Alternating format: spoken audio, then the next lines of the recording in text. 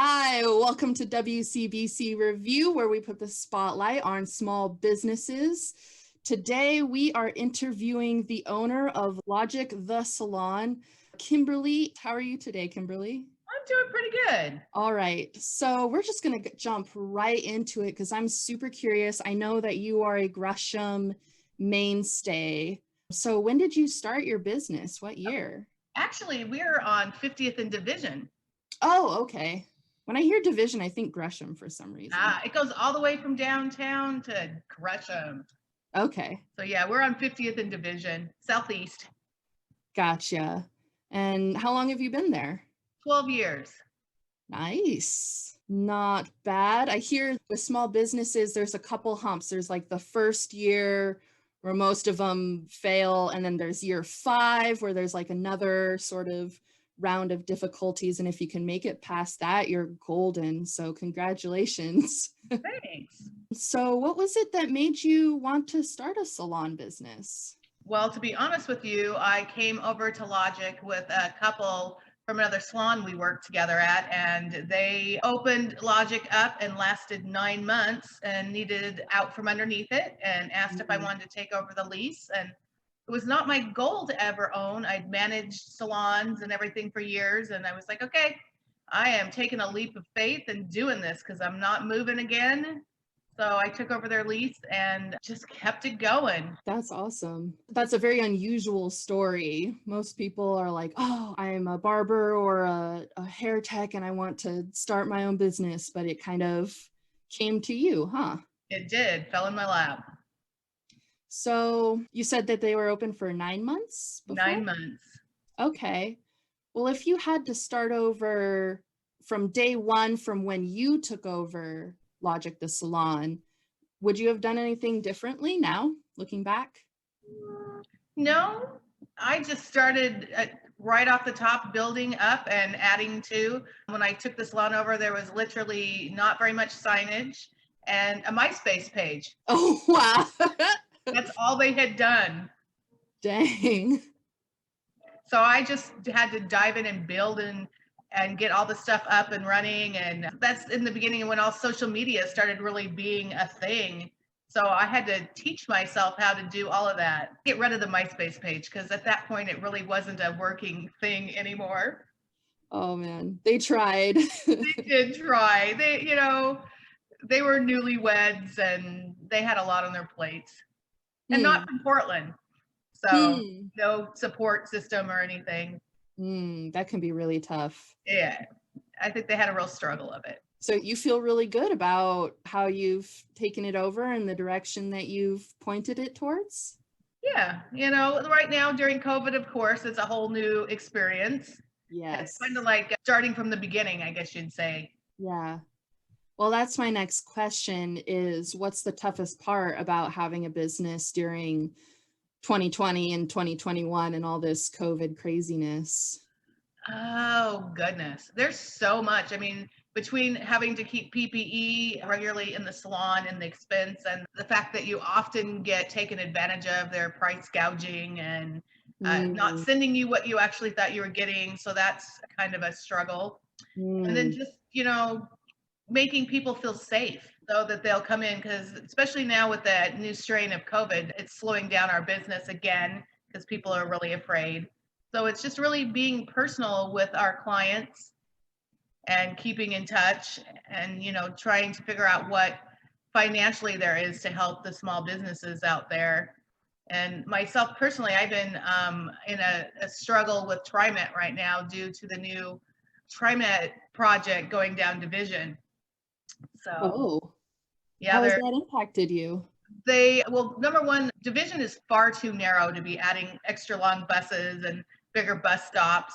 And they told us in the beginning, which I fought against in the beginning, that they were going to only take a few parking spots away from the neighborhood, which has had such growth anyway, with apartments and the city not allowing parking for the new apartment complexes. So a few in the real world, if you look up the definition, is 3. And it turns out, I found out in July, they're taking all our parking and our bike racks permanently. What is it? Yes. What? Where are your customers supposed to park? They don't care. Wow. They want them to just take the bus. Ugh. Yes, the city's goal is to have nobody driving, just walking, biking, and riding transit, which I personally and my clients agree is not the safest place to be, even before COVID. Yeah. Yeah. So I have a battle going there, Hmm. and I refuse to give up, even though people keep telling me that I can't win. How long have you been fighting this? Since July. Dang, okay. Wow, they really picked such a time to try and expand public transit. Interesting. It's very interesting. Have you been able to gather other business owners around you? Is it impacting other people on the It street? is impacting other people, but we as a whole, as businesses, also have COVID fatigue. Yeah. And we're so wrapped up in trying to keep our doors open that most people, I tried to gather the business owners along division, and most of them didn't even know what was going on and had Wow. no bandwidth to join me to try and stop the situation. Wow. Oh, well, best of luck with that. Is there any way that we can help you? Well, I'm trying to get everybody, because there's just a changing of guards when Wheeler got reelected and Mingus Maps and God, I can't remember the other person who moved up. But anyway, I thought I built a relationship with Mingus Maps, and then Wheeler decided to not allow him the role that he was supposed to take over from Chloe and give it to Joanne Hardesty. So I'm asking people to reach out to Hardesty either via phone or email to try and get some response from her to see if we Okay. can't get. My biggest goal, all I can do is say is I intend to be heard, even if I can't stop it. So people reaching out to Hardesty's office to try and get her to respond back to me. All right. Great. Well, I can put that information in our show notes so people can have a spot to reach out easily. And maybe I'll include a little script that they can use because I know many of us are introverts and we're like, what do we even say when contacting any sort of legislator? I'm an extroverted introvert. Oh, that's an interesting line to live on. It is an interesting line. It makes it fun when I'm trying to reach out in situations like with TriMet and stuff, because I'm like, okay, I'm going to do it. Oh my goodness. I don't know, but I'm going to do it. Well, best of luck to you. We'll see if we can't help you out. Thank you. Okay, so my next question is that if a customer was to choose between your business and 3 others, why would you suggest that they give you a try first? That's a good question. I'm not good at tooting my own horn. I would say our taglines are, we're real people doing real people's hair, where there's no pomp and circumstance. We're just going to give you good hair. Nice. And we color outside the lines. We do all kinds of things, and we're open-minded and caring for our clients. That can be really helpful, especially if you're like myself and, I go to the hairdresser and I ask for a more masculine looking haircut, and I'm not comfortable asking just any hairdresser for that. I have to sort of know them and feel them out first. Otherwise, they'll look at me weird, or they won't do it right, or the whole experience will just be awkward. And I feel like they don't want to touch me because they think I'm gross or something. Oh my goodness, that's awful. You're a human being. I respect that. You wear your hair, you know what you want. And unless something honestly isn't going to work, then I'm going to give you what you asked for. Yeah, I'm going to be honest if something you ask for is just not feasible for your lifestyle or your capabilities of doing it, or your hair type won't do it. But I'm never going to make you feel bad about it. That's not okay. I do a lot of curly haired clients as well, and I hear stuff from them all the time about being mistreated and not listened to, and they seem to really get a good amount of that as well. So it's like, no, you treat people decently, respectfully. Amen. And it's not hard, right? Like you just have to listen to them, and that's pretty much it. Well, part of the industry is actually listening to people, a good portion of it. You can be a mediocre stylist and a beautiful person and have the most amazing clientele. You can be an amazing hairstylist with a crummy personality and have no clientele. It's about taking care of people. The job is really about, compassion and consideration and caring. Nice. Well, it seems like you've got the whole package. I try, man. I try. So when you were just opening up, what was the toughest part about taking over the business? Well, I really started from scratch, so it was really getting all of the social media, the website, finding stylists because they only had one stylist when I took over. That's always the hardest part. I'm looking for stylists as we speak because COVID has created a whole another dynamic in my industry. It's very interesting. So, just staffing and getting all of the correct things in line so people would know about us and finding out what would bring people in the door. Yeah. Is it paper, ads in the local newspaper? Is it on the internet? It was really trial and error, to tell you the truth. There was a lot of trial and error, lots of a learning curve. So what's the number one way you bring in new customers? Yeah, word of mouth. Word of mouth. And, social media is part of word of mouth now. So people going and saying Reddit, someone went out and talked about us, and I've gotten so many clienteles about how I took care of their hair. And a big part was that we were following extreme COVID rules to keep them safe. That's also part of word of mouth now, as well as people just talking to each other that we don't do as much of now. I did see that you're very good of posting testimonials up on your Facebook page, doing screenshots and stuff like that. I thought that was really great. Well, they make me feel like what I do is important. That somebody said that they walked away and were happy and felt better. That's the biggest part of what I love about my profession. Yeah, that makes sense. Whenever I'm feeling really off, I notice that it's around time where I need to get a haircut. I've been hashtagging our business as radical self-care right now. Oh, interesting. Have you read The Body Is Not an Apology? Interesting. That's a nice title too. Yeah, it's incredible. It's fantastic. I'll send it. You have to send it to me because I will, with all the things in my head lately, I normally can balance like 10 actions at one time, and now it's 2. Yeah, honestly, same. It's pretty intense. Okay, so has the internet played a big role in your business? Has it become more prevalent or? Oh, absolutely. So without social media, most businesses won't survive. If we could go out and hit the streets like we used to, but running a business, when I first started out, I could go run around and put stuff up on, bulletin boards, talk to the neighbors, stuff like that. But once you get going, well, now you can't do it anyway. Someone would probably freak out if I walked up trying to hand them a business card. Yeah. But, you really have to put forth a good image, I guess you'd say, out on social media and to be seen. Yes, that's where people go to check and make sure you're trustable and see what you're all about.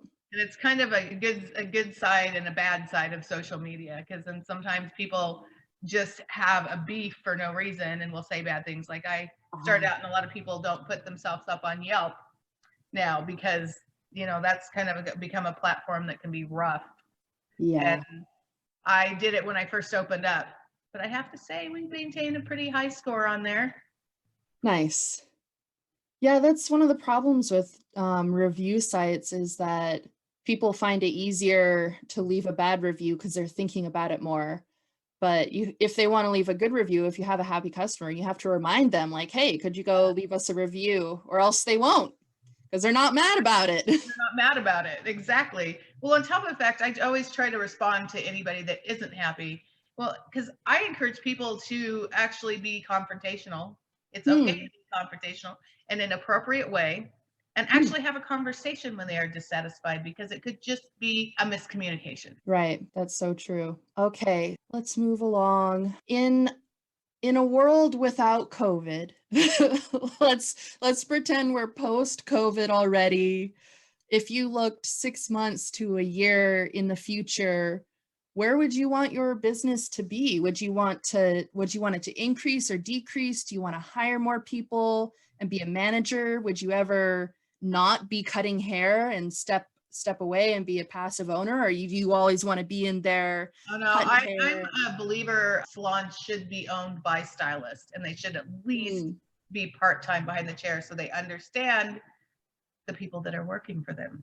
mm-hmm, mm-hmm. I managed salons for over 12 years and watched owners that were not hairstylists, and they never understood the artistic personalities of their stylist, and Mm. often lost stylists because of it. Maybe that's another plus on why people should visit you over other people. You're actually a stylist owned salon Yeah, rather than a business person owned salon. I'm definitely a stylist first, and then I run the business. I like being behind the chair. I like my clients. They become like family, Hmm. and you become part of their life. You're involved in their weddings, their birthdays, their anniversaries, the death and life on a daily basis for them. So Wow. what we do is really important. People don't realize that stylists do so much more than hair. I think I definitely realized that when I wasn't able to get a haircut for 6 months, 9 months, and I just buzzed my head. I've seen a lot of that. Yep. I don't regret it. I let it be like that for a little while, but I definitely missed the connection with my stylist. I have a regular one and we know each other, and Exactly. I missed her and I didn't expect that. We build relationships and bonds. So you always want to be behind the chair and cutting hair, but would you want to expand, or do you like where you're at right now? I like where we're at right now. I truthfully need 2 stylists right now. I've lost a couple due to COVID. People are afraid. Mm-hmm. And so, and our industry's been kind of pushed underground a little bit. So it's becoming hard to find stylists that want to come work in the salon. Mm. So I would like to have my chairs full. I have one coworker who's amazing. We've known each other for 12 years. I'm just a little 5-station salon. I like it that way. Keep it small, simple, the KISS method. Keep it simple, stupid. Yep, I'm all about that. I mean, the property managers where I'm at offered me the space next to me when it was empty last time. They're like, you could open a nail salon and open up the 2 spaces. I'm like, no, thank you. I really don't want to be in charge of more people. Even though my stylists are independent, there's still, interactions and stuff that you have to have and maintain the shops. Okay, so you like where you're at then. That's really nice. And this neighborhood has grown so much, and there's so much going on. I hope to see a lot of it survive after COVID, and the neighborhood be sweet and a destination to come. Mm-hmm. Great. Well, with that, I will ask my last question, which is, if you had a new business owner in front of you, or someone who is just thinking about starting one, what advice would you give them? Before COVID or during COVID? Before COVID. Okay, I'm like, there's a huge spread right there. I would say do all your research. Make sure that you have all the legalities under your belt so you know what you're doing well. Find a mentor. I think mentoring helps in a lot of situations. So I think that would be what I would say. Find a mentor and make sure you know all the legalities, especially if you're renting booths, so that you don't have any surprises. Mm-hmm. Establish good relationships with the people that work with you. Mm-hmm. And have a goal of where you want to be. That's really important, having that goal. I feel like people just sort of launch into it with like, oh, I'm a pie maker. I like to make pies, so I'm just going to make some pies. And they don't really have an idea of like the other side of the business, on how, there's what you mentioned. There's the whole marketing aspect of it. There's the management aspect of it. There's a lot that goes into it. Many hats. many hats. Lots of hats and shields. Or hopefully at your salon, since your hair is so perfect, maybe you're not wearing hats. Maybe it's earrings or. I wear different. Yeah, there you go. Right. I feel so sad because now I put on the shield in my mask and my hair looks like poo. I fixed it Uh, before I came and sit down with you because it's sticking out all over the place. right. Yep. Okay, Kimberly. Well, where can people find you? You can find us on 5016 Southeast Division.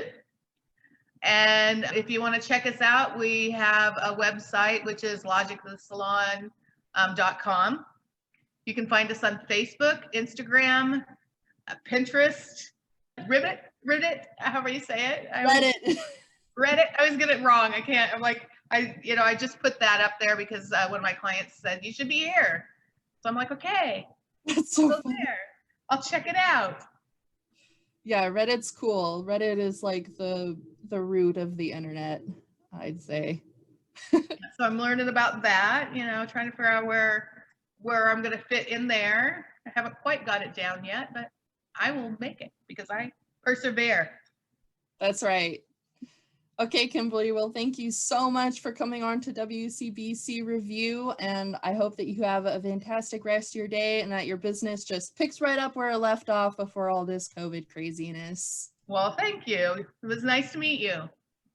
Good to meet you too. Bye. Bye.